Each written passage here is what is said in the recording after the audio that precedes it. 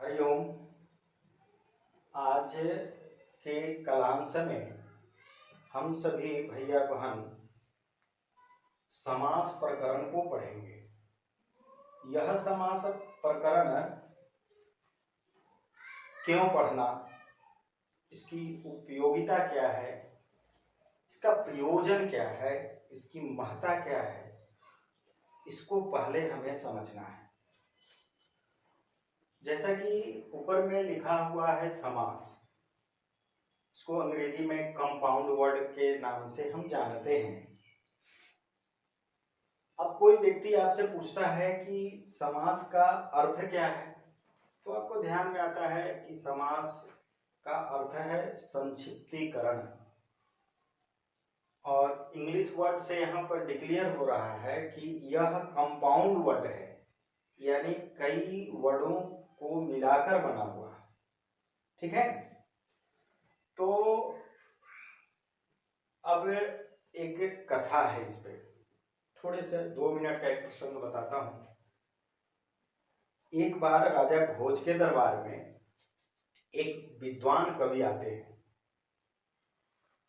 तो उस राज दरबार में अनेक मंत्री और महानुभाव विद्वान कवि हुआ करते थे राजा भोज के दरबार में। तो वो बाहर से आए हुए कवि को राजा भोज ने कहा कि आपको अपना परिचय समासीन वदः, यानी अपना परिचय समास में दो। तो ये दो अर्थ लेता है, यानी समासित कम समय में समास में अपना परिचय देना, अर्थात समास क्या है उसको बताना। तो वो विद्वान कवि ने एक श्लोक बोला, जो श्लोक आपके सामने यहाँ व्हाइट बोर्ड पर है।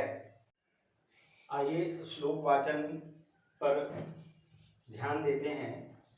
क्या महान कवि ने इस श्लोक के माध्यम से राजा को समझाने का प्रयास किया है। कहा है, द्वंद्वो द्विगुरपि चाहं मदगेः नित्यम् अव्ययी भावः तत्पुरुष कर्मधाराय येनाहं श्याम बहुव्रीहि। कितनी बड़ी बात उन्होंने कहा।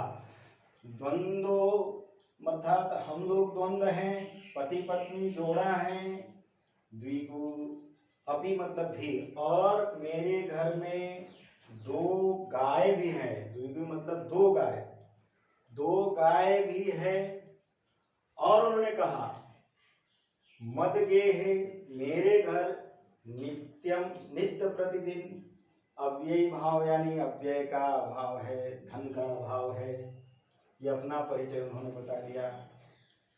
तत्पुरुष कर्मधार आए, हे तत्पुरुष, हे महामान्य महापुरुष, आप भाग्य के विधाता है, कर्मधार आए, और आप मुझ पर ऐसा आशीर्वाद दीजिए कि मैं बहुव्रीहि बन जाऊं, यानी धन्य धान से संपन्न हो जाऊं। अब देखिए, ये 2 पंक्ति में, पहली पंक्ति में अपना परिचय, दूसरा पंक्ति में राजा के विशेषता को बतलाते हुए याचना करना, और इसी में समास का प्रकटीकरण होना।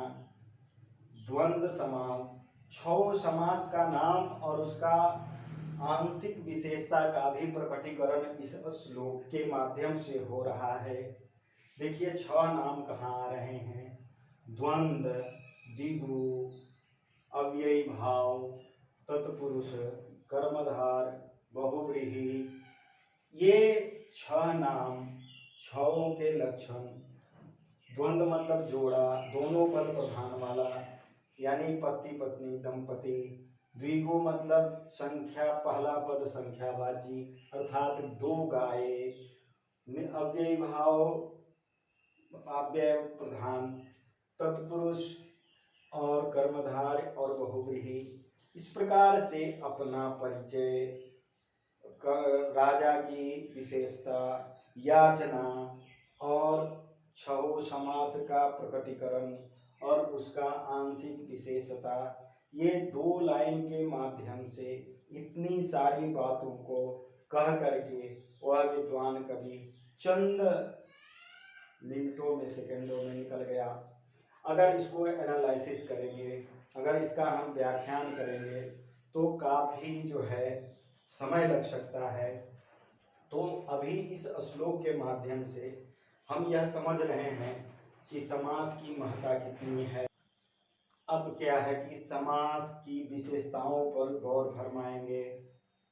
ये समास में कौन सी विशेषता है, क्या खासियत है, इसमें 2 या अधिक शब्दों का परस्पर संबंध होता है, पहली विशेषता। दूसरी बात यह है कि 2 पद मिलकर एक पद बन जाते हैं। और तीसरी बात यह है कि दोनों पदों के बीच की विभक्ति लुप्त हो जाती है। और चौथी बात यह है कि कभी पहला पद प्रधान होता है तो कभी दूसरा पद प्रधान होता है, तो कभी दोनों पद प्रधान होता है। और पांचवी बात यह है कि कभी दोनों पद अप्रधान होता है। इस प्रकार से इन विशेषताओं को लिए हुए जो समस्त पद हमारे सामने आते हैं वो समासिक शब्द कहलाते हैं। अब इन विशेषताओं के आधार पर हम समास को परिभाषित करेंगे और समास को परिभाषित करने के बाद हम फिर उसके भेदों पर चर्चा करेंगे, उनके उपभेदों को पढ़ेंगे, उदाहरण सहित पढ़ेंगे। हमें लगता है कि आज के लिए समास का परिचय के लिए यह पर्याप्त है। आगे के कक्षा में हम समास के परिभाषा, भेद और उपभेद उदाहरण सहित पार्ट वाइज पढ़ेंगे। आज के लिए इतना ही, धन्यवाद।